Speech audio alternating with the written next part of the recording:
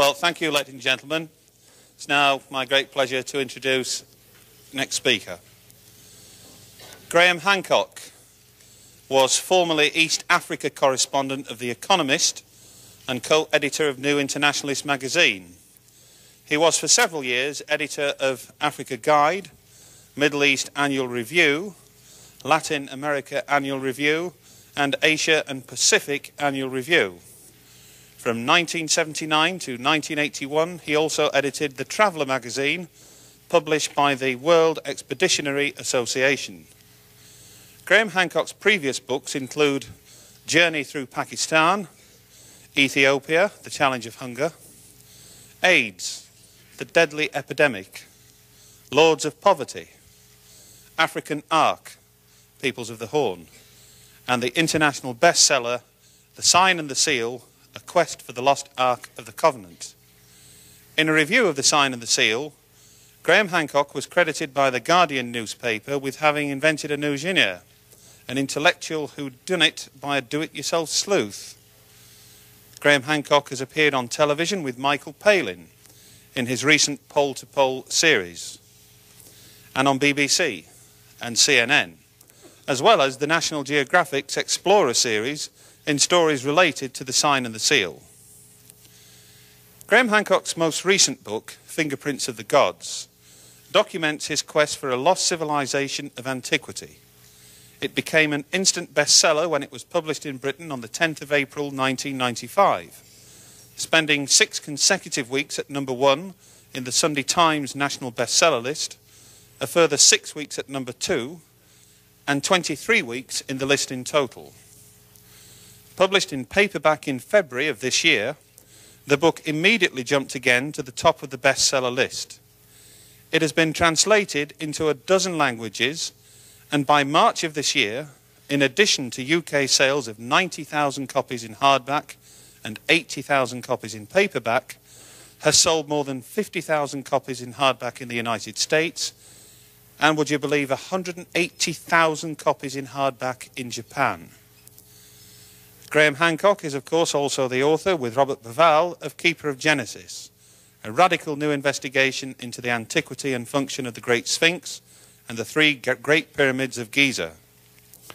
Keeper of Genesis was first published in Britain on the 7th of May 1996 and will appear in the United States, where it's entitled The Message of the Sphinx, on the 9th of June 1996.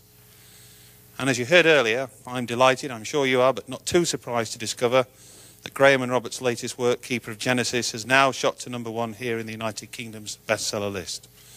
Ladies and gentlemen, without further ado, please put your hands together and warmly welcome Mr. Graham Hancock.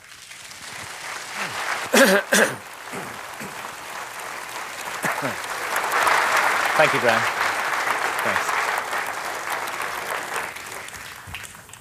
Thanks. I've got volume here, have I? Yes. Thank you very much indeed for all being here today. I was just listening to what Graham Birdsall was saying about my past career, and I was thinking how I got into all of this from being a journalist working on The Economist. It actually happened because of repeated visits that I made to Ethiopia, and the claim that Ethiopia makes to possess the lost Ark of the Covenant. This claim was ridiculed by scholars, but as I began to look into it, I found that it rests on very solid foundations, and I ended up writing The Sign and the Seal. And that book, the research on that book, took me to Egypt, because, of course, the origins of the Ark of the Covenant lie in Egypt and in the exodus of the Israelites from Egypt. And when I went to Egypt and began looking into that civilization, I realized that I was confronted by an extraordinary mystery, a mystery that Egyptologists had never satisfactorily explained, or at any rate, if they tried to, their explanations certainly didn't make sense to me. I remember reading a book called Archaic Egypt by Professor Walter Emery, now deceased, but a great authority on his subject. And he drew attention to curious similarities between ancient Sumerian civilization in Mesopotamia and the archaic Egyptian civilization.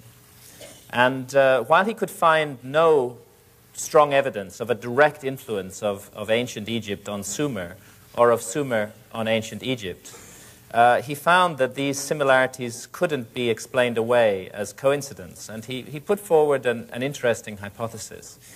He asked, what if an earlier unidentified civilization, a remote third-party civilization, had influenced both Egypt and Sumer, passed down a legacy to both of them, and what if the similarities between these two cultures were explained by that remote common influence? And I thought this was a very interesting idea and one worth pursuing further. And in fact, more than anything else, it was that seed planted by Professor Walter Emery that led me to research and write Fingerprints of the Gods. I could not have written that book at all, or indeed developed in the direction that I have developed as a writer and researcher, if it hadn't been for my partner and wife, Santa Faya, whose photographs we're going to be looking at here. She's certainly been the most profound influence on my life. And I did some bad stuff back in the 1980s, which, when I look back on it, I regret it. But we have to live with our mistakes, and I'm very grateful to Santa for putting me right. Many other people also who I need to thank, and without whom Fingerprints could not have been written. Researchers, people working in the field of the mystery of the origins of civilization over the last 100 years or so, going back as far as Ignatius Donnelly, who wrote Atlantis, the Antediluvian World in the 1880s. More recently, Professor Giorgio de Santillana of the Massachusetts Institute of Technology, he's now also deceased, did wonderful work on the astronomical content of ancient myths, the amazing discovery that in some of the oldest myths relating to global cataclysms that have come down to us from remote prehistory, that in those myths is found detailed astronomical information relating to the phenomenon that I'll be discussing a little bit during this talk, known as precession of the equinoxes. Professor Charles Hapgood, whose Earth crust displacement theory and whose work on ancient maps, again, provides a clue to this lost civilization that exists way back in our past, and I'm quite sure that it does exist. And more recently, Rand and Rose Flemath, who've refined Charles Hapgood's theories of Earth crust displacement. And John Anthony West, a great man who spent 20 years trying to draw the attention of Egyptologists to the erosional features of the Great Sphinx and the implications of that erosion. And of course, my friend and colleague, Robert Boval, with whom I have co-authored the new book, Keeper of Genesis. Robert's astronomical work on the Orion correlation between the pyramids and the three stars of Orion's belt is, in my view, the single most important breakthrough in this field, which has enabled the pyramids, mute for 4,500 years, to speak again and to speak in a comprehensible manner. I don't propose in this talk that I'm going to give on fingerprints today to go at all into the astronomical work that Robert and I present in Keeper of Genesis, because Robert will be doing that when he talks about Keeper of Genesis. But take it from me, the astronomy is really the key to this whole mystery. It's a way that some ancient people long ago, far more sophisticated and civilized than our historians would ever give credit for, found a way to communicate with the future, a way to wake up dormant memories in all of us, memories of that great golden age of mankind that is recorded in all our ancient myths. I'll start this talk just by looking at a few similarities, a few connections, bearing in mind what I said about Walter Emery and the theory of a remote third-party civilization. Let's extend that out from just the Middle East, from Egypt and Sumer, and let's look at connections between Egypt and the America. and the Americas, similarities that are ignored by scholars but are not explained by them. One issue concerns the face of the Great Sphinx, which we're looking at here. Robert and I are of the view, along with many of our colleagues, that the head of the Sphinx was recarved by the dynastic Egyptians, that the monument is many thousands of years older than the beginning of historic Egyptian civilization, and that it was probably originally lion-headed as well as lion-bodied, and that heavily eroded, millennially ancient leonine head was recarved into the face of a god by the early pharaohs of Egypt, perhaps at around 2500 BC. When Egyptologists think that the monument was actually created. What I want to draw attention to here is just a small point. It's pretty clear and well established that we're looking at the face of an African individual here, an African head. And I'd like to compare that with this African head, which is roughly the same size as the head of the Sphinx. It's an enormous piece of sculpture.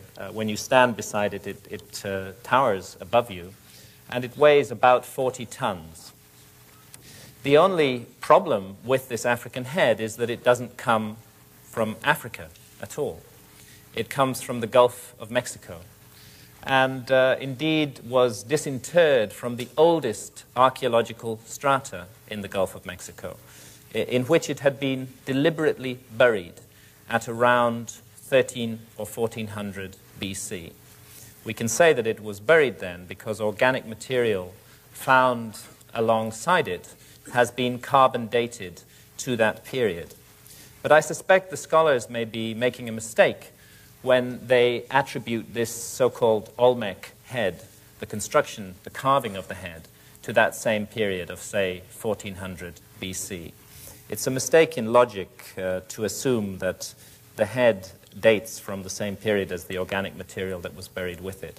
It's equally possible that it could have been a vastly ancient heirloom, a venerated treasure that was passed down over thousands of years until the time when this mysterious Olmec civilization, the supposed mother culture of Central America, also venerated it and buried it. I'm intrigued by the similarities of features between the face of the Sphinx and the face of this head. And by the way, we know nothing at all about the Olmecs. Not a single Olmec skeleton has ever been found. It's just a name that is applied to them. They're one of those mysterious high civilizations of antiquity, the origins of which are quite unknown.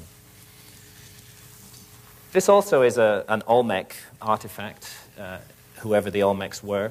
And again, just on this theme of light similarities, I'd like to draw attention to the headdress that the figure is wearing, and to compare it with this headdress from Egypt. This is a 5th dynasty statue found at Saqqara, and I'm intrigued by the similarity of the headdress, because we're looking at cultures that are not supposed to have been in contact at all.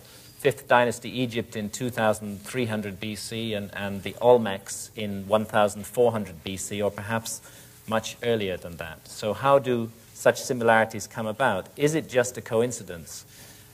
Was there a contact between these two areas at that time? Or could we be looking at the influence of a remote third-party civilization? This piece of sculpture is from Uxmal in the Yucatan, and it's associated with the Maya. And as you can see, it's a double feline figure, two pumas or leonine animals back to back. Again, we find a very similar device in ancient Egyptian iconography, two lions back to back, often joined at the hip, two lion sphinxes back to back, as here on this stela that stands between the paws of the Sphinx. Let's see if I can get that sharp. They were called the Akeru, the gods of yesterday and today. And this device of placing two felines back to back, again, in my view, is too similar to the device found amongst the Maya to be written off entirely as a coincidence. Here we're looking at a piece of architecture from the Inca area. Let me just try and get this sharp. It's so difficult for me to see with all these lights on me. What I want to draw attention to here is the way that the block wraps around the corner. This is a supposedly Inca wall just north of Cuzco in Peru. And the blocks form a kind of L shape as they wrap around the corner, an unusual architectural device. We find exactly the same method of cornering here in the Valley Temple that stands next door to the Great Sphinx of Giza.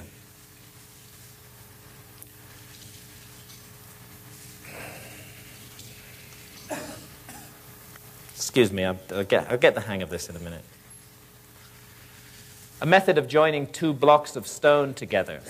This photograph was taken at Tiwanaku in Bolivia, in the high Andes. And Tiwanaku is a very mysterious city, and I'll be touching on it in a few moments.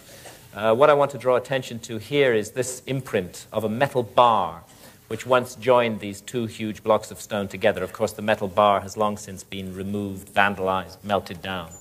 But this particular form of architecture is not found anywhere else in the Americas. But it is found in Egypt. We find it at Philae, at Elephantine, and also here at Dendera in Upper Egypt. The same method of joining stone blocks together. And here we're on the island of Suriqui in Bolivia, on Lake Titicaca, looking at a traditional method of boat design.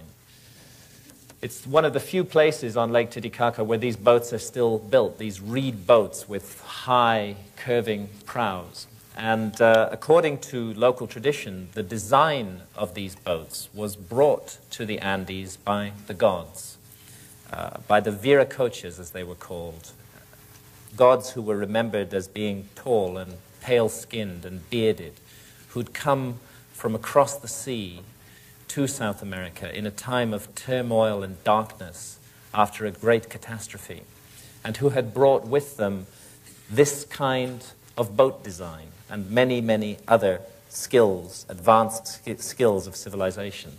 I'd like to compare this high-prowed boat with this design from ancient Egypt, the so-called solar boat of Khufu, which was found buried beside the Great Pyramid of Egypt off the southern face. It's much bigger than the boats on the Andes, but the design is eerily similar. And this design has been studied by marine experts, and what they've concluded is rather interesting. They conclude that although the materials used both in the Egyptian boats and in the Andean boats are not suitable for sailing on the open seas, the design that is incorporated in these boats could only have been evolved by a people with a long and solid tradition of oceanic navigation, people who needed boats that could cut through high waves and breakers. And the suggestion is, could this design be a very ancient legacy that was passed down and received both by the Egyptians and by the peoples of the Andes and expressed in the kind of boats that they made? In both areas, such boats are associated with the gods. The ancient Egyptians called their gods the Niteru, and they said that they had come from a land far away to the south, a land called Ta-Niteru, across vast expanses of ocean. So whoever they may have been, these gods, above all else, were navigators and seafarers. And navigators and seafarers need maps if they're going to sail around the earth. Now, this map is a modern map, and I picked it up at the Library of Congress in the United States. It's an azimuthal equidistant projection centered near Cairo.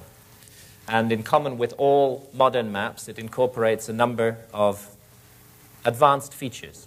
It incorporates highly accurate longitudes, and particularly relative longitudes. And it incorporates an advanced map projection. It isn't easy to represent a spherical object, the Earth, on a flat piece of paper, and to do so with a considerable degree of accuracy. And this is a problem that cartography has had to overcome. So we find good map projections which require advanced mathematics, and good relative longitudes. Interestingly enough, there's a category of ancient map which also shows these modern features and which doesn't fit with the received view of the development of human history. One of the most famous of these maps is the Piri-Reis map. And I'm showing it here because I want to compare the projection of this map with the projection here centered on Cairo. Notice the west coast of Africa and the east coast of South America, and coming down here to the Antarctic Peninsula, tonguing up towards the south of South America. It's that precise projection that we find on this 1513 map. Again, there's the west coast of Africa, the east coast of South America. And coming down here, we find a representation of the northern Antarctic Peninsula. In 1513, when Piri-Reis drew the map, Antarctica had not been discovered. In fact, it wasn't discovered until 1818 by our civilization. So there immediately is one anomaly on this map. And another anomaly is the mathematics used in the map projection. And a third anomaly is that it incorporates highly accurate relative longitudes. To do longitudes accurately on maps requires a chronometer, a marine chronometer that will keep accurate time at sea. And again, this was something that our civilization couldn't do until the late 18th century. So this map, fragmentary though it is, appears to incorporate many features that are not supposed to have been known about in 1513. Piri-Reis explains why in these texts that he wrote on the map. He was a Turkish admiral, and he wrote these texts on the map. And what they say is that the map is not his own work. It's a work of synthesis. It's based on more than 20 earlier source maps, that he put all these maps together and derived his own map from these. And unfortunately, the source maps that Piri-Reis used have not survived. Is it possible that the advanced features of this map originate in those lost source maps, which Piri-Reis told us went back in some cases to before the time of Christ and had come from the long-lost library of Alexandria in Egypt? Another strange thing about the appearance of Antarctica on this map, it's been studied by US Air Force cartographers, and their view is that what we're actually seeing there is the subglacial topography of Antarctica, Antarctica as it looks underneath the ice that now covers it. And this raises the question, how long has Antarctica been covered with the 2-mile thick ice cap that we now presently see on it? Such questions would be irrelevant if there were no other maps in this category. If the Piri-Reis map stood alone, the most sensible thing to do would be to dismiss it as a coincidence. But it doesn't stand alone. There's hundreds of other maps that incorporate this same information at a time when our civilization had not yet acquired that information. This is the Mercator map. Mercator is rather famous for his Mercator projection that still dominates most atlases today. It's a 16th century map, and it shows Antarctica 300 years before Antarctica was discovered. And again, it's based on earlier source maps, and again, it incorporates accurate relative longitudes. So also the Orontius Phineus map that we're looking at here, another 16th century map. Mercator includes it in one of his atlases. And here we see Antarctica looking a little bit different, with mountains clearly visible along the coast and rivers running down from those mountains in places where great glaciers are known to run today. It looks on this map as though Antarctica is partially deglaciated. The center of the continent appears to be featureless and ice-covered, but the coast is showing these unglaciated features. What might that mean? This is a map by Philippe Bouache, an 18th century geographer, still a good 100 years before the discovery of Antarctica. And it shows the continent as a kind of archipelago, 2 major land masses divided by a clear waterway running between them. I wonder where he got that idea from. There's a redrawing of the Mercator map and the Orontius Phineus map and the Bouache map. And here to the right, based on seismic surveys conducted in International Geophysical Year in 1958, is a view of what Antarctica actually looks like underneath all that ice that now covers it. We're looking at the subglacial landscape of Antarctica here. And while I wouldn't claim for a moment that the Buache map is a perfectly accurate representation of the subglacial topography of Antarctica, I think it's much too close to the reality to be dismissed entirely. I think that much more research needs to be done into these anomalous early maps and into the source maps that they rely upon for their information, because we just may be looking at the faint fingerprints of a lost civilization, of a navigating, seafaring civilization that explored and mapped the entire globe long before what we call history began. The issue of the glaciation of Antarctica is a controversial one, and most scholars would say that it has been covered with ice in the form that we see it today for several millions of years. But there is some contradictory evidence, deep-sea cores which bring up soils from the ocean bed, which suggest that rivers carrying fine-grained sediments were indeed running down off the coastline of Antarctica until about 10,000 years ago. Maybe that's the period we should be looking at. Maybe something happened in the world around then that we don't fully understand. And in my view, this whole mystery is intimately connected to the mystery of the last ice age and what an ice age is, and why the last ice age came suddenly and traumatically to an end at around 12 or 14,000 years ago. You have ice sheets, 6 million square miles of ice covering northern Europe, 2 miles thick, as far south as London. You have a similar mass of ice covering much of North America, as far south as the Mississippi Delta, almost into the tropics. This ice is stable for 100,000 years. And then suddenly, almost in the blink of an eye, it all melts. Within just 1,000 or 2,000 years, it's all gone.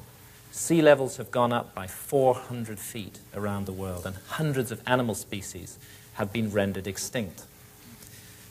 No complete explanation for why the last ice age came so suddenly and dramatically to an end has ever been offered by orthodox scholarship. There are clear correlations with astronomical events, including, interestingly, the precession of the equinoxes, which I'll be talking about later. Interestingly, because many of the ancient myths of global cataclysm that I've analyzed in Fingerprints of the Gods incorporate precise information on precession. It's almost as though they're trying to tell us that there's a connection between precession and the ending of ice ages. And lo and behold, we've known for the last 20 years that there is a connection between precession and the end of ice ages. It's a correlation. We don't know what causes this ending of the ice age. I think that this is the period that should be looked at by scholars. This is the period that deserves much more detailed research than it's had. A period in which something awful happened to the Earth, something that brought about a dramatic, tumultuous change. A period in which the face of the Earth was almost literally wiped clean, and a period in which it's perfectly possible, perfectly reasonable to suppose that a high human civilization could have been almost entirely obliterated, leaving only a few survivors and only a few traces of itself for us to wonder at in later times.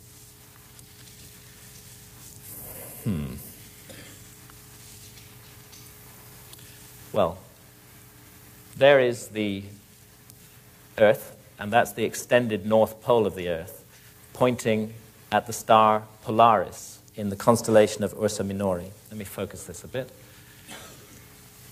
That is our pole star in the present time, because of the phenomenon of precession, which causes the Earth to wobble very, very slowly in a cycle of 25,920 years. The pole star gradually changes. It will not always be Polaris, and it has not always been Polaris. But it's a very slow change, about 1 degree every 72 years, not noticeable in a human lifetime. It also affects the positions of all the other stars in the star field.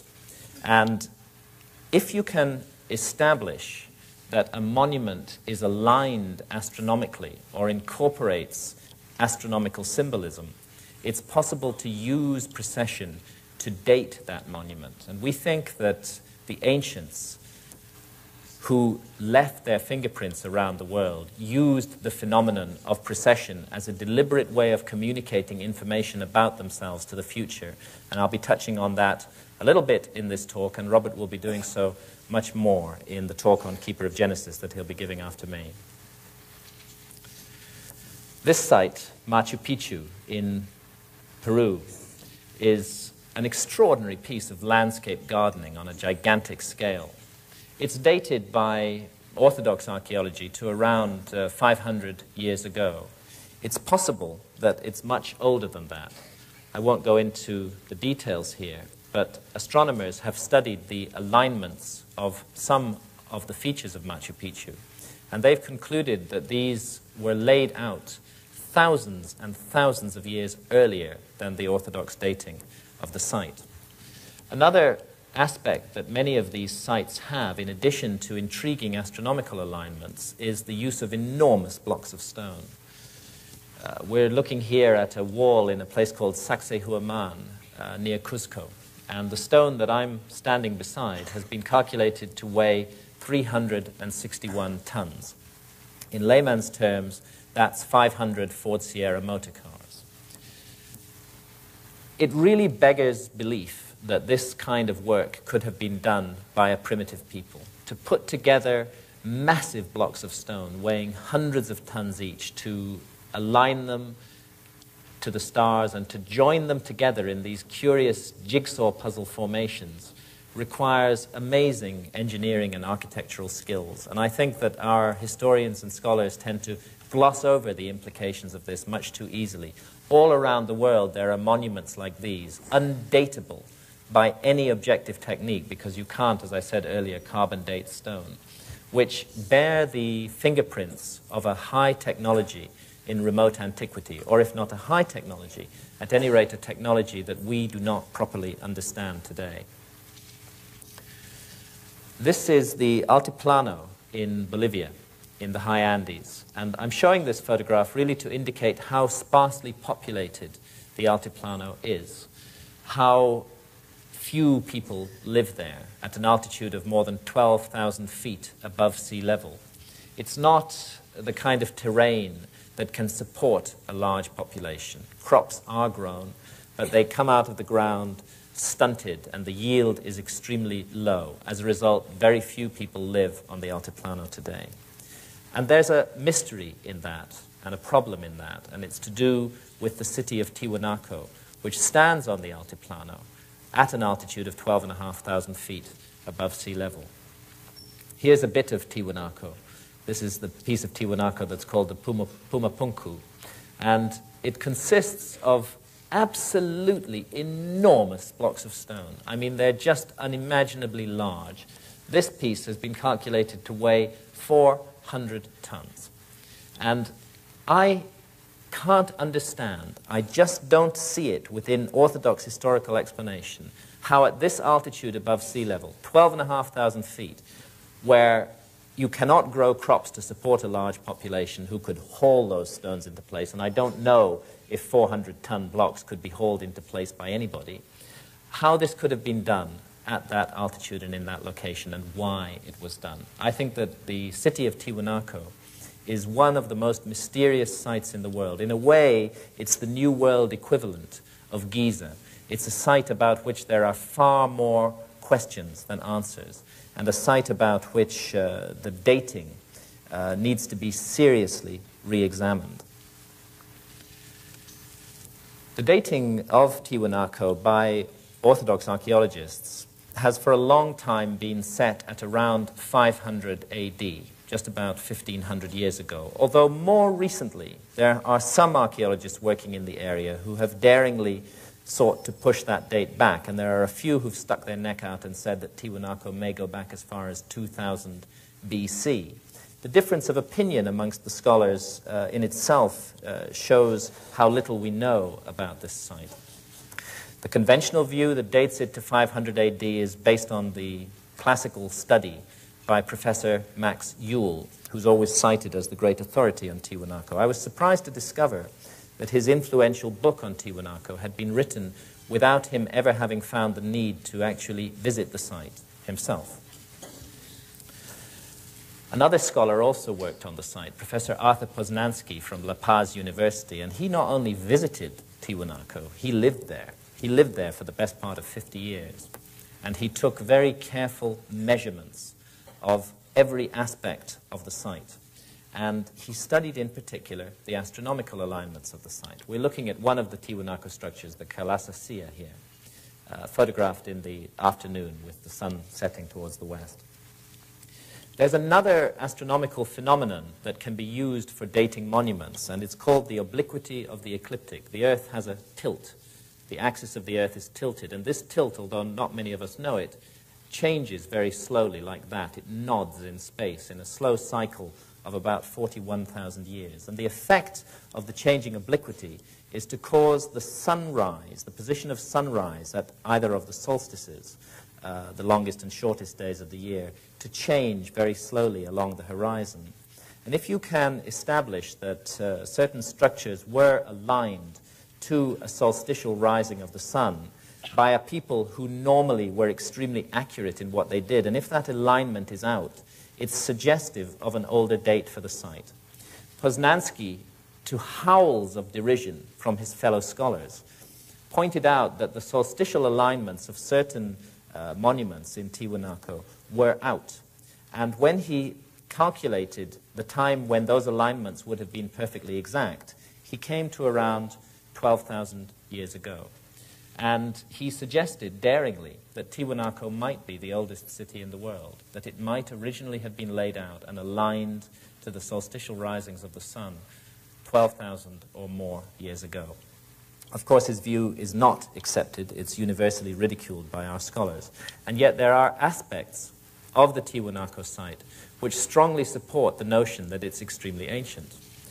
One of them is this monument, known as the Gateway of the Sun. All these names that are given to structures at Tiwanaku are entirely arbitrary because we know nothing about the people who built Tiwanaku. When the Spanish first arrived in the Andes, they asked the Incas, "Did you build these monuments?" And the Incas laughed. They said, "No way, we didn't build these monuments. These monuments were built thousands of years ago by the gods." Well, such ideas are considered to be whimsy by our scholars, and yet they may not be whimsy. Let's have a look on the reverse of the Gateway of the Sun. And what I want to draw attention to here is this feature, this frieze that is carved on the reverse of the Gateway of the Sun, and this particular aspect of it here. I don't think I'm hallucinating. I think that I'm looking at two large ears, two eyes, a trunk, and two tusks. In other words, I think that I'm looking at the face of some sort of elephant. If I am looking at the face of some sort of elephant, then there's a real problem with the dating of this site, because there have not been any elephant-like creatures in the New World for a very long time. In fact, you have to go back to around 10,000 BC, around 12,000 years ago, to find a creature that fits that bill. And that creature, here's a biological reconstruction drawing of it, was called Cuvier. It was one of those great Ice Age mammals that became extinct suddenly and dramatically at the end of the last Ice Age. Could we be looking at a drawing, a carving of Cuvier done from life long before history began? And here, another ancient piece of stone from Tiwanaku. Very faded, very worn down, but let's trace out this figure that appears on it. There's the two hind legs, the two front legs, the open mouth, the uplifted snout, the ears, the curved back, and the tail of an apparently unidentifiable species of mammal. It doesn't look anything like any animal that runs around in the Andes today. But it does look very like an extinct mammal, and that mammal was called Toxodon. There's a biological reconstruction drawing of Toxodon. And Toxodon, like Cuvier, became extinct at around 12,000 years ago, and prior to that had been found plentifully in the area of Tiwanaku. With these kind of carvings and the astronomical dating done by Poznański, I think there's a prima facie case for a complete re-examination of what Tiwanaku might really be and how old it might be and what it might mean. And there is other evidence that points in that direction as well. We're looking at Lake Titicaca here and at one of those reed boats. And Lake Titicaca today is 12 miles away and 100 feet lower than Tiwanaku. And yet, even Orthodox archaeologists agree that Tiwanaku was built originally as a port on the shores of Lake Titicaca. There's massive harbor constructions to be found at Tiwanaku, and there's really no doubt that it was built as a port. So the question is, how long does it take a lake like Lake Titicaca to recede in depth by 100 feet and 12 miles away from the edge of the city of Tiwanaku? I discussed this problem with geologists from the British Geological Survey working in that area. Oddly enough, they didn't know about Tiwanaku, but they did know about Lake Titicaca. And they told me that that amount of recession of that particular lake would have taken at least 10,000 years.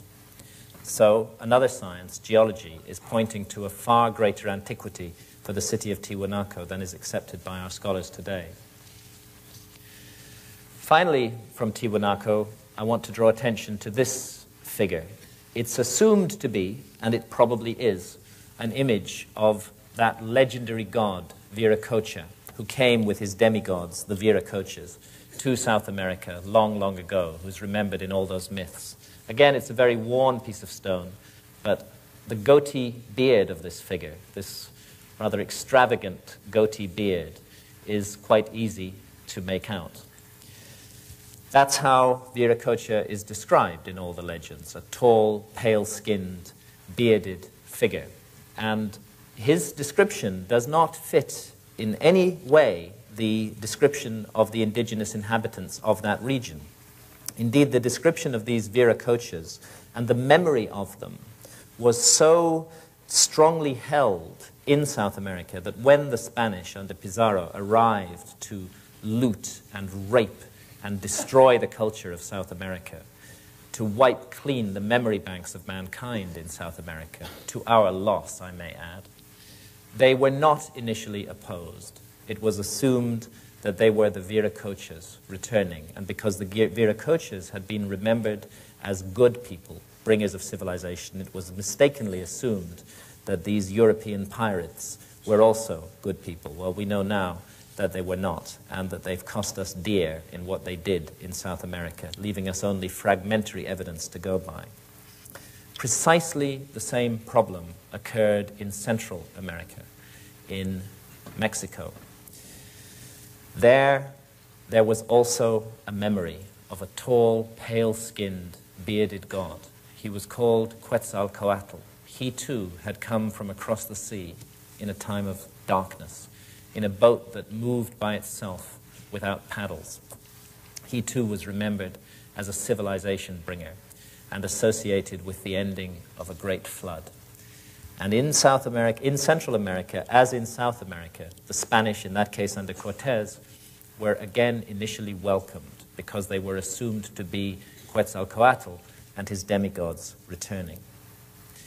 This memory of pale, bearded figures who do not look like Central American Indians is reflected in many stone carvings that are found in the earliest archaeological strata of Central America.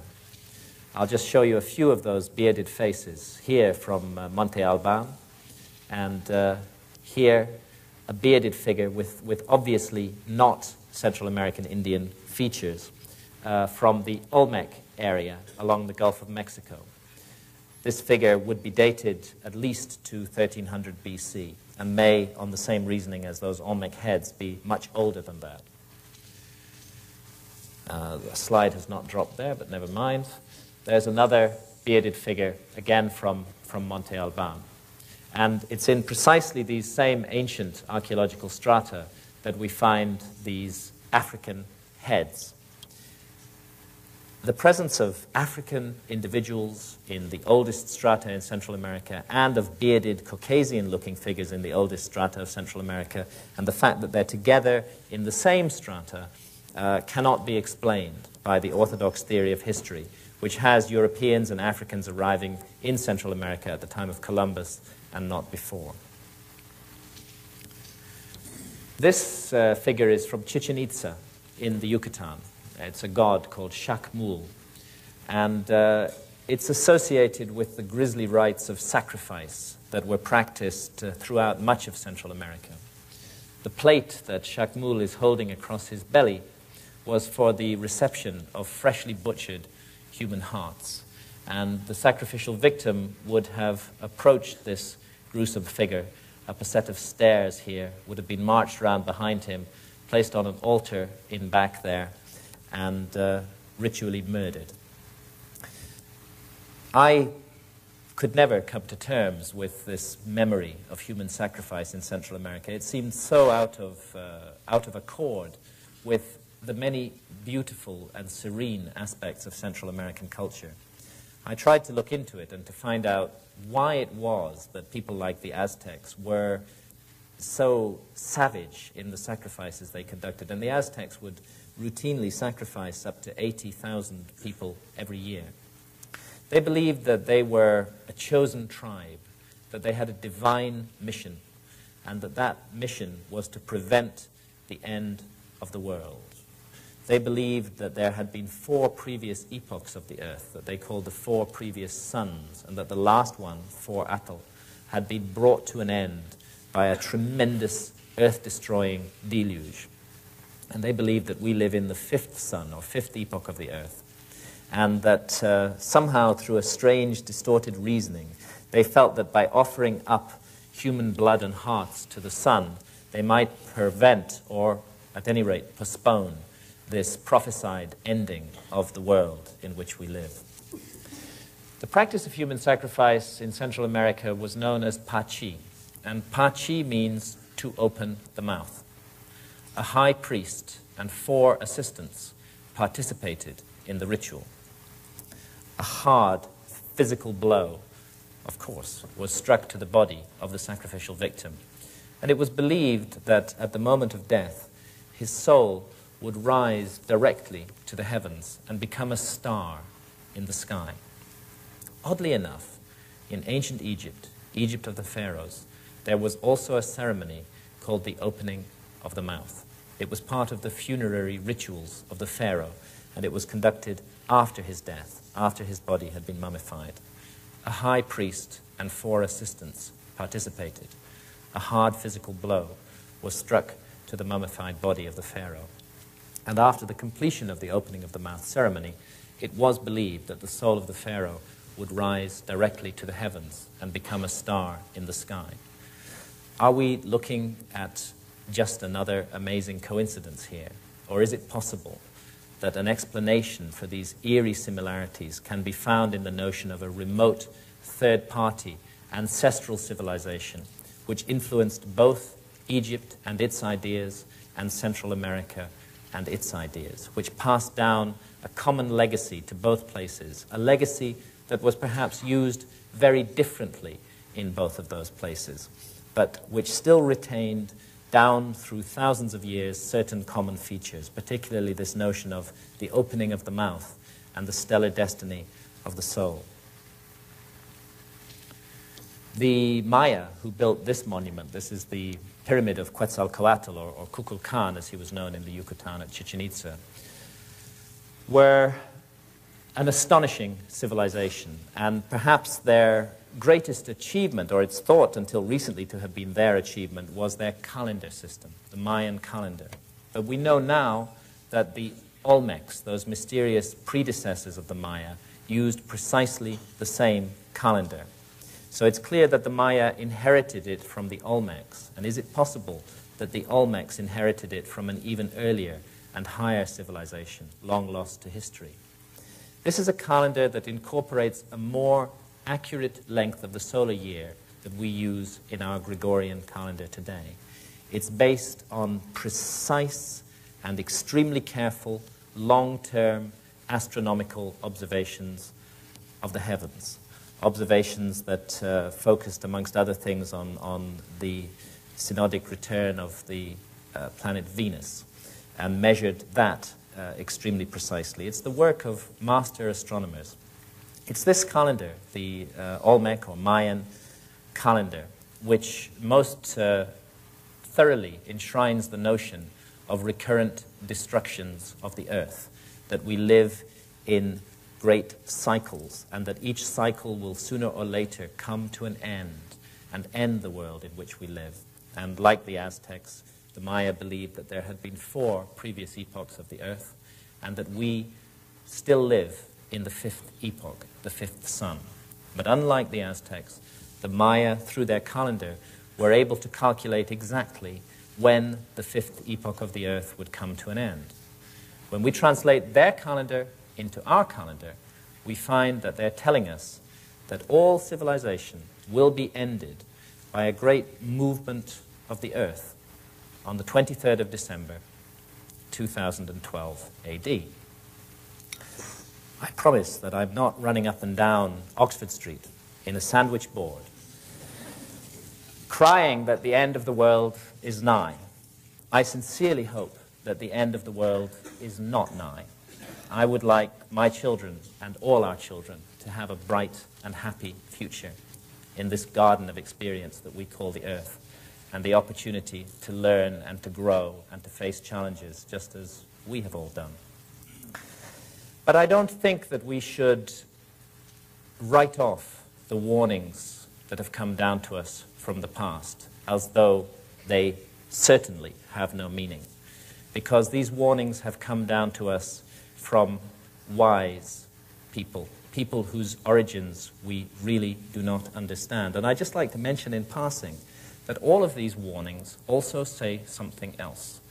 They say that the destruction of the world is not entirely an act of God or nature, that in some mysterious manner we ourselves are always involved in it. We ourselves, through our actions, through our cruelty, through our materialism, play a role in the destruction of our environment. And when I look around the world today at the force of evil that is rampant in the world, the destruction, the murder of children, the cruelty, the awful things that human beings do to each other, using one another, although as though they're just objects, I can't help getting an eerie shiver of apprehension at that Mayan prophecy that the end of our civilization may indeed come before too long. Maybe it's not too late. Maybe we can do something about it. Maybe we can wake up to the spiritual desert that we've created on this planet and look to who and what we really are. And if we're going to do that, I'm convinced we have to go back to the ancient wisdom and listen to the voices of the past and listen to that accumulated experience and knowledge of mankind that we so blithely write off just because we imagine that we're the apex and pinnacle of creation. If civilizations rise and fall, if mankind has climbed more than once to the pinnacle that we've reached today, then all of this is entirely possible. The people who made this monument had an amazing knowledge of astronomy, because this monument is what's called an equinoctial marker. Every year on the spring equinox, the figure of a gigantic feathered serpent is seen to undulate up and down this stairway for a little bit over 3 hours. It's an illusion of light and shadow, a trick. But it's a trick that is achieved by the precise geodetic positioning of this monument. These were a people who had observed the heavens very, very closely and who had a science of positioning monuments on the ground so that they would signal particular moments of the year. No mean feat, and not something that we should regard as the work of primitives. We're looking at the great city of Teotihuacan in Mexico, just 35 miles from Mexico City Airport. Richard Hoagland, in his talk earlier on, referred repeatedly to the importance of latitude 19.5 degrees north. Perhaps it should come as no surprise that Teotihuacan stands on latitude 19.5 degrees north. It's an extraordinary and mysterious place. Very little is known about it. It's thought to be about 2,000 years old. It was already vastly ancient when the Aztecs came across it, overgrown and in ruins, and they, attaching to a thread of ancient tradition, gave it the name Teotihuacan. And Teotihuacan means the place where men became gods. Somehow there's a suggestion that these pyramids, the Pyramid of the Sun here and the Pyramid of the Moon, as they're arbitrarily called, were connected or involved in a process that led to the spiritualization of human beings. And hold that thought, because precisely the same idea is connected to the pyramids of Egypt, of far-off Egypt. Mexican tourists looking down the so-called Way of the Dead from the Pyramid of the Moon at the Pyramid of the Sun in Teotihuacan. The Way of the Dead has recently been researched by archaeoastronomers, and they've concluded that it's a terrestrial diagram of the Milky Way, that it represents the Milky Way on the ground. Also interesting because in the ancient Egyptian system of ideas, as Robert will be explaining in much more detail later, the River Nile was seen as the terrestrial counterpart of the Milky Way, the winding waterway in the sky. And a closer look at the Pyramid of the Sun. Its base is almost identical in length to the base of the Great Pyramid of Egypt, but its height is a little bit shorter. But both monuments have a number of things in common in addition to their pyramidal shape. And what they have most in common is the mathematical value pi. Pi is a little bit over 3.14. And it's the formula that we need to use in order to calculate the circumference of any circle or sphere from its radius. If we know the radius of a circle, all we have to do is multiply it by 2 pi, and we'll get a precise printout of the circumference of that circle. In this case, if you take the height of the Pyramid of the Sun and multiply it by 4 pi, you get an exact printout of the perimeter of the base, which is odd because the Central American peoples are not supposed to have had any knowledge of such abstruse mathematical ideas as pi. Pi is attributed by our scholars to the Greeks. The discovery of pi is attributed to the Greeks, and the Central Americans and the Egyptians are not supposed to have had any knowledge of this kind of mathematics. Yet we find pi incorporated with great precision into the dimensions of the Great Pyramid of Egypt, the last surviving wonder of the ancient world, which is at least 4,500 years old, perhaps older, and which long predates any Greek civilization. Egyptologists don't dispute that pi is found in this monument, and it's found in precisely the ratio that we need to calculate the circumference of a sphere from its radius. If you take the height of the Great Pyramid and multiply it by 2 pi, you get an exact printout of the perimeter of the base. The Egyptological theory on this is that it happened by accident, that the Egyptians or whoever built the pyramid incorporated pi in it by accident. It was just one of those things. And in Egyptological theory, it has to be an accident because they cannot accept that the pyramid builders had knowledge of advanced mathematics. I do not think it's an accident, and nor do any of my colleagues working in this field. And one of the reasons that we don't think it's an accident is to do with this phenomenon of precession, the wobble on the axis of the Earth that I've mentioned to you already, which takes place at a very precise rate. I'm going to need to explain this in a little bit of detail, involve some numbers. When you take the height of the Great Pyramid and multiply it by a particular value, by 43,200, you get an exact printout of the polar radius of the Earth. And when you take the base perimeter of the Great Pyramid and multiply it by that same value, 43,200, you get a printout of the equatorial circumference of the Earth. We think that one of the many functions of this monument was to serve as a mathematical scale model of the northern hemisphere of the Earth. And the reason that we think that is the scale used. This monument, to use one of Richard Hoagland's phrases, knows where it is on the planet. It knows what it is. I'll try and explain why. There are 4 key moments, astronomically speaking, in the year. The winter solstice, when the north pole of the Earth points most directly away from the sun.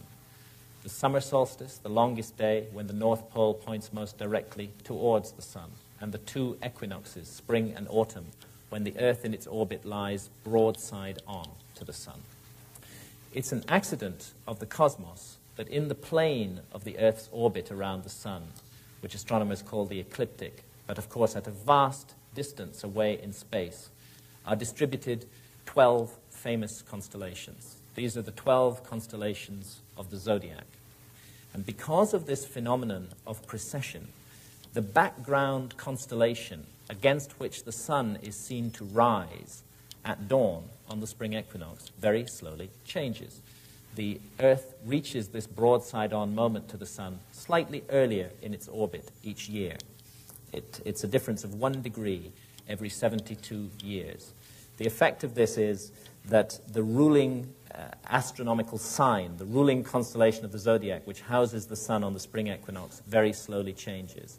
And it takes 2,160 years exactly for the sun to pass entirely through one sign of the zodiac. That's what the old song about living in the dawning of the age of Aquarius is to do with. Aquarius will soon be housing the sun on the spring equinox as a result of the phenomenon of precession. Now, if you take 2,160 and multiply it by 20, you get 43,200, which is the scale used in the pyramid-Earth ratio. And we think that it was very deliberately used to signal what this monument is, one of its functions. They wanted to build a monument that was very massive and that no reversion to barbarism could destroy, and which was a mathematical scale model of the northern hemisphere of the Earth. They needed a scale on these criteria somewhere between 1 to 40,000 and 1 to 50,000. And they chose 1 to 43,200 because it's a significant scale, because their mathematical model of the Earth was keyed in to the Earth itself by the scale used, keyed in to the characteristic signature of the Earth, the rate of precession of its axis, 43,200 being connected mathematically to the rate of precession. The intention was that in a future time, an astronomically literate civilization would be able to work out the cleverness that went into the design of this monument. What those ancient pyramid builders did not reckon with was that the site would be monopolized for 150 years by a group of intellectual barbarians called Egyptologists, who cannot accept under any circumstances that any intelligent behavior of this sort could have been connected to the last surviving wonder of the ancient world. I'm standing on top of the Great Pyramid here, and that means I'm standing on latitude 30. The Great Pyramid stands precisely 1/3 of the way between the equator and the North Pole. Egyptologists know this, but again, they regard it as an accident. So many accidents are called for by their theory of history that I think it's time we seriously questioned that theory and stopped blindly accepting it. This monument weighs 6 million tons. 6 million tons. And its sides are perfectly oriented to the cardinal directions. The north face of the Great Pyramid faces directly towards the North Pole of the Earth. The deviation is just 3/60ths of a single degree. By the way, the deviation of the meridian building of the Greenwich Observatory in London is 9/60ths of a degree. This monument is more precisely aligned to true north than the Greenwich Observatory in London. This monument is the work of master astronomers and master engineers, master surveyors, a work of brilliance and genius, a work that we should all stand before in awe, not with any certainties, but with open minds and open hearts. Above all else, Giza is a sacred place. It's a place of mystery and magic, a place that works on the imagination, a place that generates questions to those who do approach it with humility and with an open mind. We're looking at a cross-section of the Great Pyramid here along its meridian axis, north to south. And as you can see, it's plentifully equipped with shafts and chambers and galleries and narrow corridors. All of these features are engineering marvels. To create this kind of internal structure in a monument on that scale is an unbelievably difficult task. Let's take a quick tour around the Great Pyramid. We'll start by going down the descending corridor, and then I'll take you to the Queen's Chamber and the Grand Gallery, and finally the King's Chamber. But before I do so, I just want to mention a little bit about these four shafts here. The southern shaft of the so-called Queen's Chamber was found in 1993 to have a little door at the end of it. The shaft is 8 inches wide and 8 inches high, and it was explored with a high-tech robot camera in 1993. And as soon as that door was discovered, the research into the shaft was stopped in a most sinister and extraordinary manner. And at the end of our presentations, Robert and I will be presenting to you the latest information for what is happening concerning that door, and also concerning a chamber beneath the Great Sphinx of Egypt. And very disturbing things indeed are happening at Giza today, and we want to tell you about this, but we'll come to that later. Let's take a quick run around the Great Pyramid now. We'll start by going down the descending corridor. The descending corridor is perfectly straight. In fact, it doesn't vary by more than 1/4 of an inch from perfectly straight along its entire 350-foot length. It's 3 feet 5 inches high and 3 feet 5 inches wide. And at the bottom of it, we find the subterranean chamber, so-called. Now, Egyptologists have a theory about this chamber, and everything is theory where the Great Pyramid is concerned, because the monument is uninscribed. There's nothing really in it which tells us what the chambers are for. It's all theory. The Egyptological theory about this subterranean chamber is based on its unfinished appearance, these fins of rock that we find at the western end, and the generally rough look of it. What they want us to believe is that after quarrying out more than 2,000 tons of rock from that perfectly straight descending corridor and painstakingly removing them from the bedrock under the Great Pyramid, and having finally got down here more than 100 feet below the base of the Great Pyramid, and having started to carve out this chamber from the bedrock, those whimsical ancient Egyptians at the last minute just changed their minds and decided to go no further, because the Egyptological theory is that this was originally intended to be the burial chamber of Khufu, the pharaoh who they think the pyramid was built for. So those ancient Egyptian builders, after doing all that incredibly precise work, well, they just changed their minds and they decided to stick the body of the pharaoh somewhere else in the Great Pyramid. Actually, the body of the pharaoh has never been found in the Great Pyramid. The Great Pyramid was found to be completely empty when it was first opened by the Arabs in the 9th century. And we think that this unfinished burial chamber routine is a load of bollocks. I mean, it's just absolute nonsense. These people knew exactly what they were doing. Everything they did had a purpose. You stand down in the subterranean chamber, you can hear somebody sing in the King's Chamber, 250 feet above you, through all that mass of solid rock. The acoustic effects of this monument are extraordinary. And one thing that our friend John Anthony West has suggested, and I think it's a damn sight better theory than the theory of the Egyptologists, is that what they were actually doing with this chamber was tuning the pyramid, that they were tuning its acoustic effects. And when they had extracted precisely the right amount of rock from under the pyramid to hit precisely the right note that they wanted, that's when they stopped. That's why it looks unfinished. It's not unfinished at all. It was fulfilling a plan, a function. And everything about this site is planned, as Robert will be explaining in more detail when he comes to discuss our book, Keeper of Genesis. This is the so-called Queen's Chamber. We have to use these phrases, so-called, because all these attributions are arbitrary in this anonymous monument. And there, in the southern wall of the Queen's Chamber, that dark patch is the opening to the southern shaft. And it was into that dark place that that little robot camera was inserted in 1993, and after a journey of 200 feet, reached that mysterious door that we'll be talking about later. From the Queen's Chamber, we find ourselves in the Grand Gallery. It's 153 feet long and 28 feet high. It's a corbel vault. Each layer of stone is laid a little bit closer to the center line than the layer underneath it. And it bears around it millions of tons of pyramid. Remember, this is a monument that's at least 4,500 years old. I'm sure quite a few people in this room have been inside it and have walked up that grand gallery. It can be a little claustrophobic, but one thing you're sure of, when you're in there, you're safe. It's not like modern jerry building, where buildings fall down after 30 years.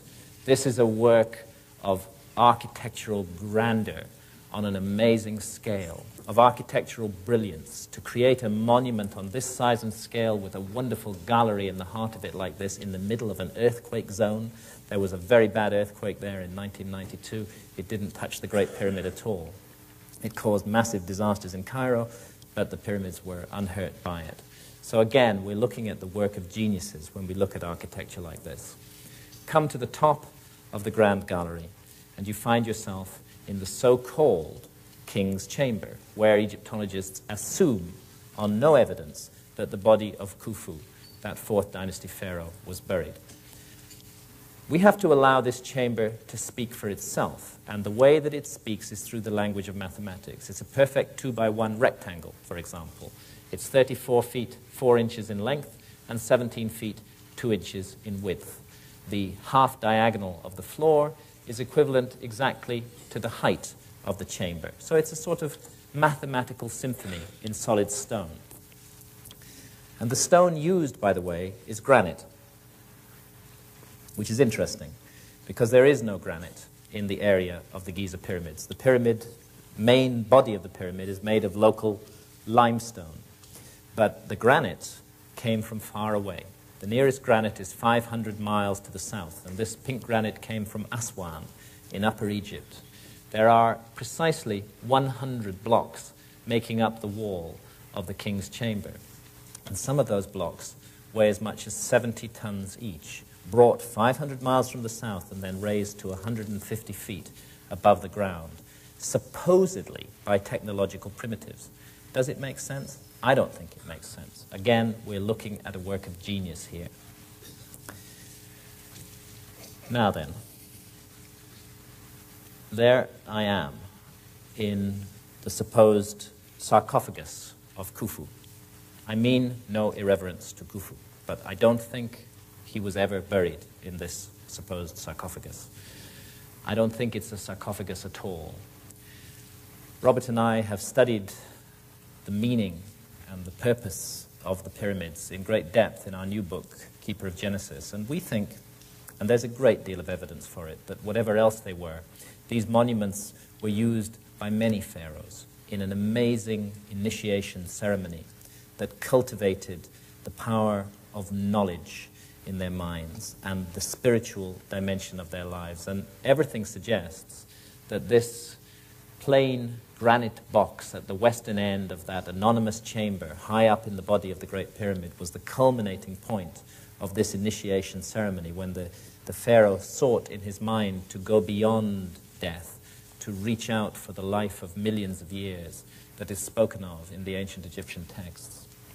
What I actually want to draw attention to here is the way that this box was made. Granite is a very hard stone, as many of us are aware. And anybody who's ever worked stone will know that you cannot cut granite with copper tools. And the ancient Egyptians of the Pyramid Age are supposed to have just become familiar with copper. More interestingly than that, it's become clear that this box and many other granite artifacts like it were not made by using abrasive drills, by using abrasion, sand, to gradually wear away the granite. They were made with tubular drills, a drill in the form of a tube which cut down into the granite, and then the drill core was knocked out with a hammer, and then another tubular drill was brought down beside it, another drill core was created, that was knocked out, and so on and so forth. The first real study of this was done by a great Egyptologist, Flinders Petrie, at the turn of the century, and he found many granite drill cores lying around Giza and at other sites in Egypt, and he did a close examination of these drill cores. You can learn a lot from a drill core because the tooth marks of the drill are still embedded in it. And what he learnt really disturbed him, because this was a man with a very orthodox conclusion about the origins and nature of Egyptian civilization.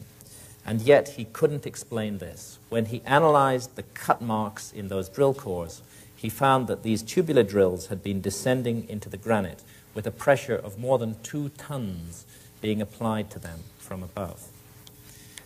Now, how do you do that with copper into granite? How do you apply a 2-ton pressure without the whole mechanism buckling and failing to do the job? It just can't be explained in the orthodox view of history. A colleague of ours, Chris Dunn, who's a machine tool maker from Danville Metal Stamp in the United States, has been re-examining these drill cores quite recently. And he's come to an astounding conclusion, which I'll simply report to you without going further than that. His analysis of the cut marks suggests that whatever drills these people were using were cutting into the granite 500 times faster than modern power drills. I prefer the opinion of a machine toolmaker to the opinion of an Egyptologist when it comes to drilling matters, and I think Chris Dunn's views on this deserve further consideration. This is the so-called burial chamber of Menkaura, the third of the supposed 3 pharaohs who built the 3 Great Pyramids at Giza. The Pyramid of Menkaura is the smallest of the 3 Great Pyramids, although it's still well over 200 feet tall. If we are to follow Egyptological logic, then we must conclude that this chamber was built by a certain B. Wilson. That this is not the Pyramid of Menkaura, it's the Pyramid of B. Wilson. And the reason that we have to conclude that is because they apply that logic to the single piece of writing that was found inside the Great Pyramid of Egypt. Above the king's chamber, there are 4 so-called relieving chambers. And in those, some graffiti was found, very crudely daubed graffiti. And some of that graffiti bears the name Khufu, and also another name, Khnum Khufu. And like drowning men leaping at straws, Egyptologists have concluded that because that graffiti is there, it means that the Great Pyramid was built by Khufu. I don't think that a little piece of graffiti in a chamber hidden away inside the Great Pyramid is a very solid piece of evidence to attribute such an important monument to a particular pharaoh. As a matter of fact, those graffiti may well have been a forgery. But even if they, by the original discoverer, Howard Vyse, but even if they aren't forgeries, it's just not enough for us to attribute the monument to Khufu on the basis of such slim evidence.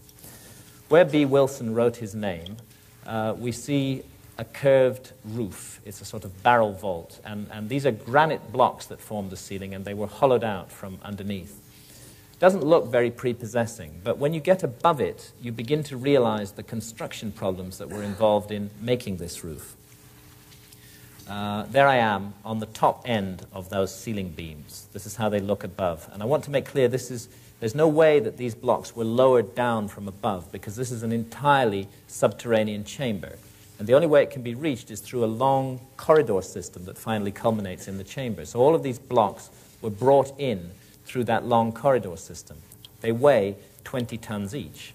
And as you can see, there's hardly room for me to crouch in the area where they've been placed. There just isn't enough room to position blocks of that size and weight in the way that we see them there. So again, like it or not, we're looking at the evidence of a building technology that we don't understand. And quite often, when we go to Giza, we pass by things like this without realizing what they really mean. If I can get it into focus, we're looking down on the Great Sphinx of Egypt from the side of the Great Pyramid. The Great Sphinx, as Robert will explain, faces perfectly due east. It's oriented precisely to due east. And it was made by cutting it out of solid bedrock. It's 240 feet long and 70 feet high, and it was carved out of solid bedrock. The core body was isolated by removing this trench of rock around it, and those rocks that were cut away from the core body were then sawn up into blocks, and those blocks were erected in front of the Sphinx in these 2 so-called temples, the Valley Temple and the Sphinx Temple. They're also entirely anonymous monuments, like the Sphinx, and actually, to be honest, we don't really know what their function is. But the interesting thing is the size of the blocks used in making those structures. We're looking at a side view of the Valley Temple here, and you can see the problem. These blocks of stone weigh 200 tons each, and there's hundreds of them. And they were put into position at the same time that the Sphinx was made. I'll be briefly outlining later on the geological evidence, which indicates that the Sphinx may be at least 12,000 years old. Since we know that this temple was made at the same time as the Sphinx, if it is 12,000 years old, and the astronomical evidence that Robert will be covering also corroborates that, then it means that 12,000 years ago, there were people on this planet who had the ability to lift and manipulate 200-ton blocks of stone. And this is a serious problem for the orthodox view of history, because 12,000 years ago, we were supposed to have been in an extremely primitive stage, living in caves. There's one other place in Egypt where you find these bare stone anonymous monuments using vast blocks, very similar to those of the Valley temples. And this is the Osirion in Upper Egypt, near Abydos. It lies at a level 50 feet below surrounding temples. But because there is a temple of Seti I nearby, albeit 50 feet above it, archaeologists have deduced with their characteristic brilliance that this amazing structure must have been made by Seti I. There's no evidence for that. On the contrary, all the evidence suggests that it belongs to the same category of architecture as those mysterious temples at Giza, and that it may be as old as they are, that we may be looking at a 12,000-year-old monument here. And that's why it's interesting that it was always called the Osirion. It was associated with Osiris, with the high god Osiris, who the ancient Egyptians remembered as having come to their country in a remote period that they called Zeptepi, the first time, thousands of years before history began, bringing the gifts of civilization with him. There are many images of Osiris in Egypt. Here's one that's actually carved in that Seti I temple that I just talked about. And as you can see, he's a conspicuously bearded figure. In fact, Osiris and the symbolism of Osiris has much in common, and I've gone into this in some depth in Fingerprints of the Gods, with the symbolism of Viracocha and of Quetzalcoatl. My bet is, in all these figures, we're looking at memories of the survivors of a great lost civilization who settled in various parts of the world and whose mission was to keep the light of their knowledge burning and to find a way over millennia of barbarism to pass that knowledge down to the future, perhaps even to our own time, perhaps even to us today. As I said, Osiris was remembered by the ancient Egyptians as having come in the first time, long before history began. You talk to Egyptologists about Egyptian history, and they will tell you that they know far more about the history of Egypt than the ancient Egyptians did themselves. This arrogant statement has been made in print by several Egyptologists. And yet, the Egyptological chronology of ancient Egypt is based entirely on ancient Egyptian records, records such as these. This is the king list of Pharaoh Seti I at Abydos, and he's showing his young son, Ramesses II, a list of all the kings of Egypt who'd ruled before their time, together with the lengths of their reigns. And the notion that we have of 30 dynasties of Egyptian pharaohs is based on this king list and on other king lists like these. On the opposite wall of the same temple is another list, which again is matched by many other lists that the ancient Egyptians passed down.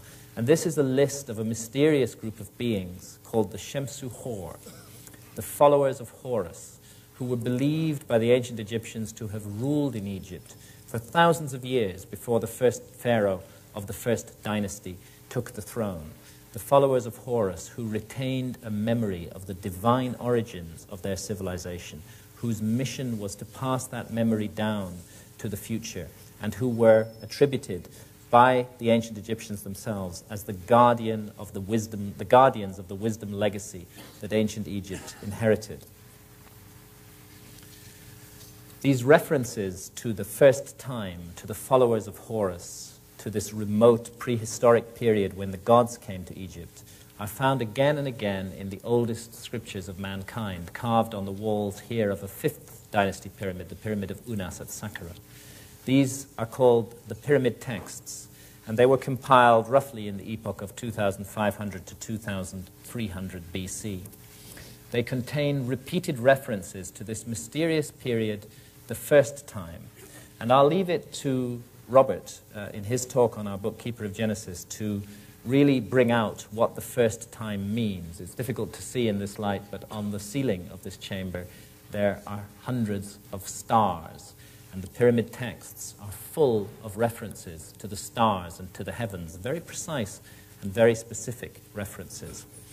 What we think is that astronomy can be used to arrive at a precise date for the first time, as Robert will be showing you. Astronomy relating to these monuments on this profoundly astronomically aligned site. This photograph was taken at the winter solstice with the sun overhead the pyramid of Menkaura. And just a little bit on the Sphinx. When we say the word Sphinx, we're actually speaking the ancient Egyptian language, because Sphinx is a corruption through Greek of the ancient Egyptian phrase sheshep-ankh. And sheshep-ankh means living image, living image. But the question is, whose living image does the Sphinx represent? Egyptologists think they know the answer to this question. And their theory about who the Sphinx represents and about the age of the Sphinx, their opinion on this matter, is falsely presented as fact in all our textbooks and all our encyclopedias. You look up the Sphinx of Egypt in the Encyclopedia Britannica or any other text of that nature, and you'll be told, without any question mark over the matter, that it was built by the pharaoh Khafre in his own image in around 2500 BC. And yet, the Great Sphinx, like the pyramids, is an entirely anonymous monument. And since it's carved from raw stone, we have no objective way of dating it. What we're dealing with that attribution to Khafre is purely and simply Egyptological opinion. And as Robert and I have gone on with our work into Giza and into the monuments of Giza, we have come to trust Egyptological opinion on these matters less and less. In fact, we don't think that the Egyptological opinion on these matters is right at all. We think the Egyptologists have got it totally and utterly wrong. Perhaps you agree with us, perhaps you don't. But one thing is for sure. It's very bad scholarship that the opinion of scholars should be presented as fact when it isn't fact. Let's see what the Egyptological opinion about the identification of the Sphinx really rests on. One thing it rests on is the face of the Sphinx. Egyptologists tell us that this anonymous monument looks like Khafre. And they say that because there are a few statues of Khafre that have survived which actually have Khafre's name on them. And so they compare the face of the Sphinx with the face of a known statue of Khafre, like this one, which is in the Cairo Museum. And they tell us that the two faces are identical.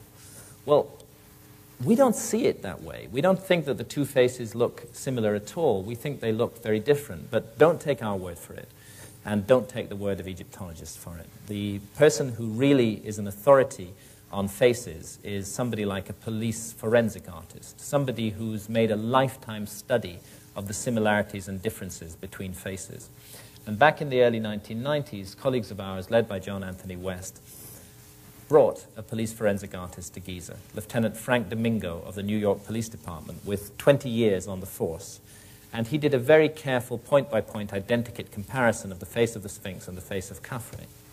And here are some of his drawings. What he concluded is that he just couldn't understand why Egyptologists were under the impression that the Sphinx looked like Khafre. He saw no resemblance between the two faces at all, and when he compared key angles of the faces, he concluded, he swore an affidavit to this effect, that whoever the Great Sphinx's face represents, it certainly does not represent the face of Khafre. The angles of the face are completely different, and he, in fact, concluded that the Great Sphinx represented an individual of an entirely different race from Khafre. Okay, so that dismisses the facial similarity view that Egyptologists wish to foist on us. What else do they base their attribution of the Sphinx to Khafre on? They tell us that there are certain texts around Giza which say that the Sphinx was built by Khafre. Let's look briefly into this issue. Let's start with a text that was found at Giza which says very definitely that the Sphinx was not built by Khafre. This is the so-called inventory stela, which stands neglected in a corner of the Cairo Museum today. According to Egyptologists, the inventory stela is a work of fiction. It's an ancient Egyptian novel, which we have to ignore. And why do we have to ignore it? The reason we have to ignore it is because it doesn't fit their theory. The inventory stela tells us that the Sphinx was already standing and already remotely ancient when Khufu, the predecessor of Khafre, came to the throne. And if the inventory stela is correct, then the Egyptologists must be wrong, and Khafre could not have built the Sphinx. But, say the Egyptologists, the inventory stela doesn't date from the same period as the Sphinx, and this is true. The inventory stela dates from about 1,200 years after the orthodox dating for the Sphinx. The orthodox dating for the Sphinx is 2,500 BC, and this stela belongs to the period of 1,200 BC, or perhaps a little bit later. They say, since it's not contemporary with the Sphinx, we don't need to pay attention to it. But yet, with that amazing double standard for which Egyptologists are the world leaders, they base their attribution of the Sphinx to Khafre on another piece of text, which also is not contemporary with the Sphinx, and in which, in fact, dates from the same period as the inventory stela. They base the attribution of the Sphinx to Khafre on this stela, which is called the Dream Stela, and it was put up by Pharaoh Thutmose IV to commemorate a restoration campaign that he undertook on the Sphinx.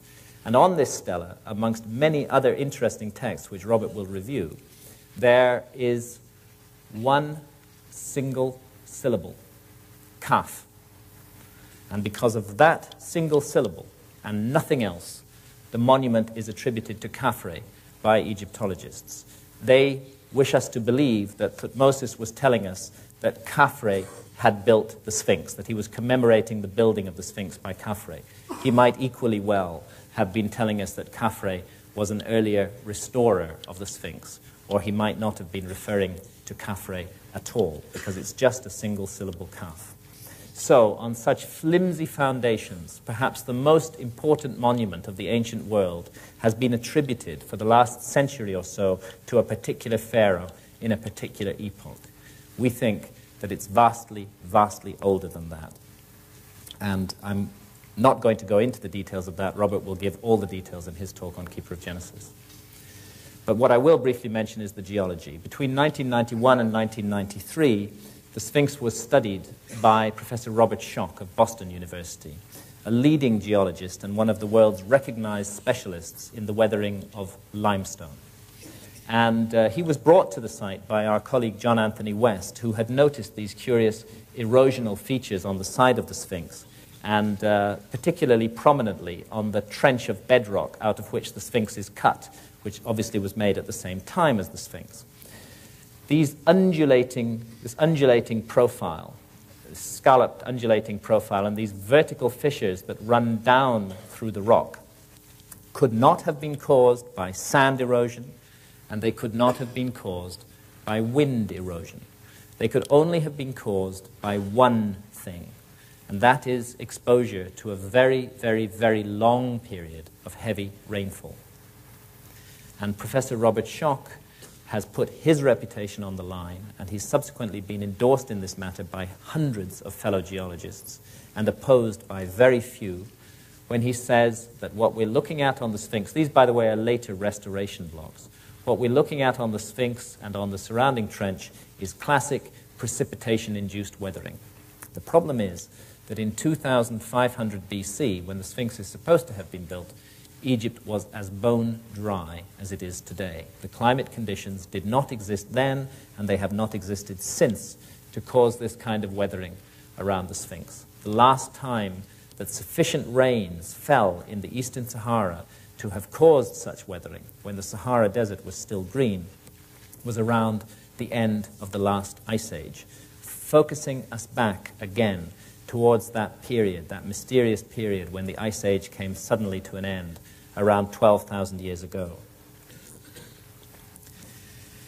Sooner or later, as you go around the world, as I did, looking at these sites, at the myths, at the monuments, at the memories that have been passed down, at the fingerprints of what becomes more and more real as a great lost civilization, you have to begin to ask yourself, if I'm finding the fingerprints, where is the body?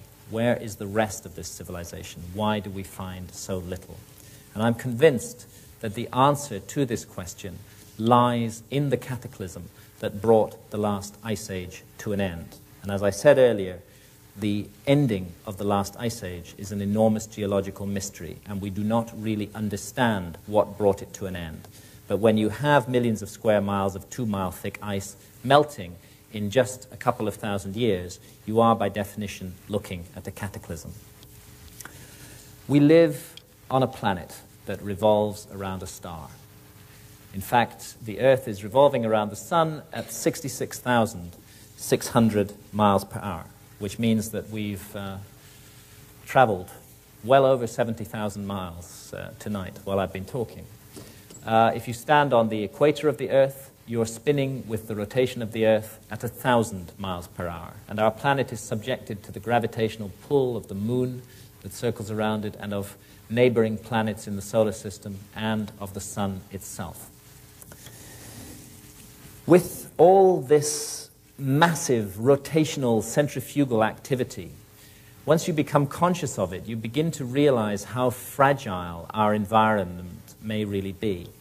And back in the 1950s, a radical theory was proposed to explain the end of the last ice age by Professor Charles Hapgood in the United States. And Hapgood's theory of Earth crust displacement was endorsed fully at the time as to its physics by Albert Einstein.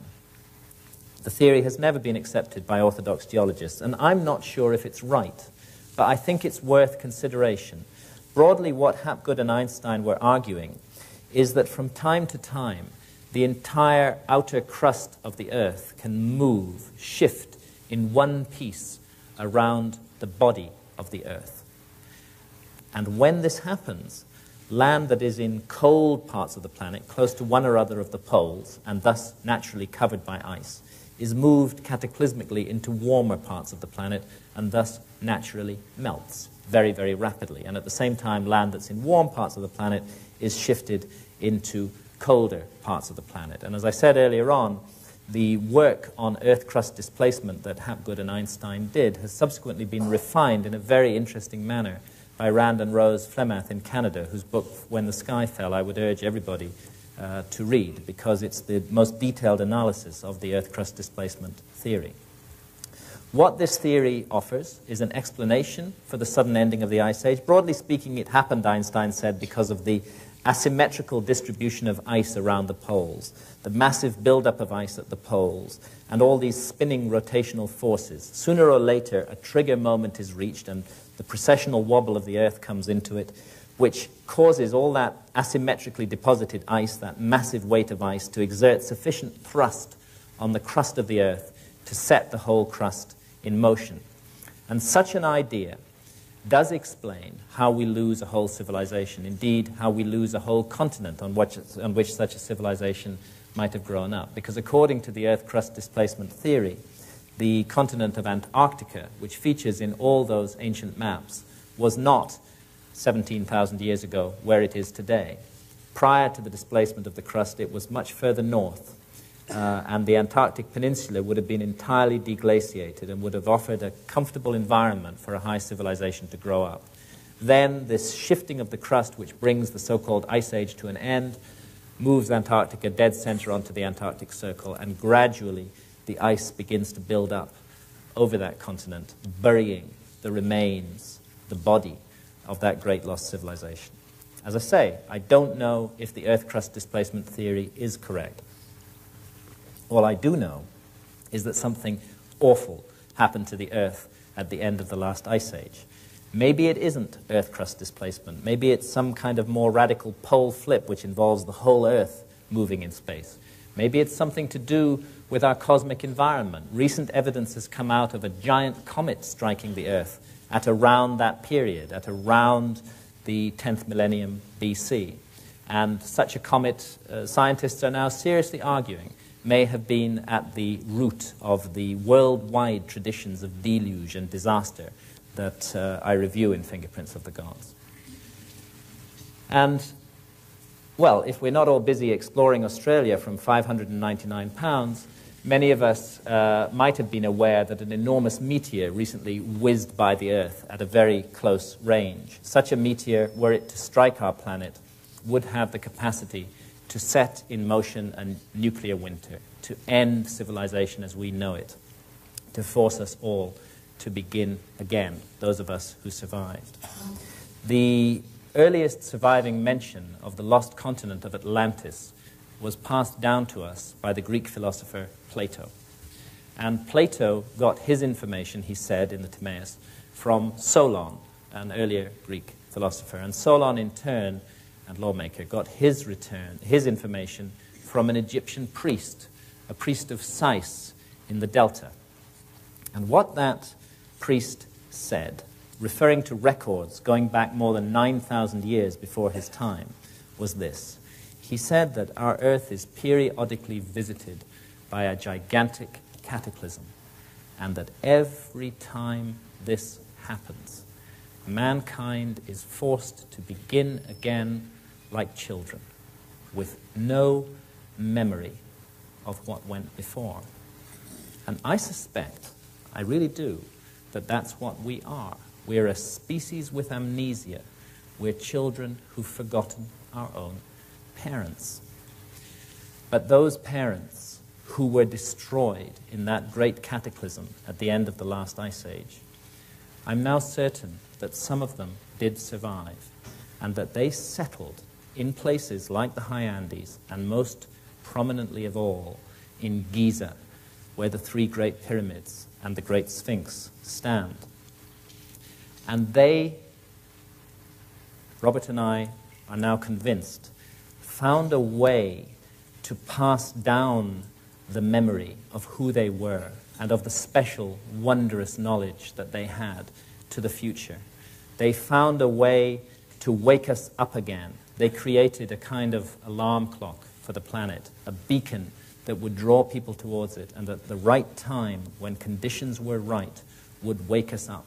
And when I look around the world today, amidst all the turmoil and killing and disaster, I also see a sign of hope. I see a great awakening of consciousness amongst open-minded people everywhere.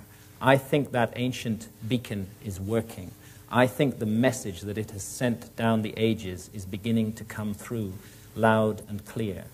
And what Robert and I have tried to do in Keeper of Genesis is get to grips with the beginning of that message, begin to decode it, as Robert will be telling you when he gives his talk in about 10 minutes' time. Thank you very much indeed.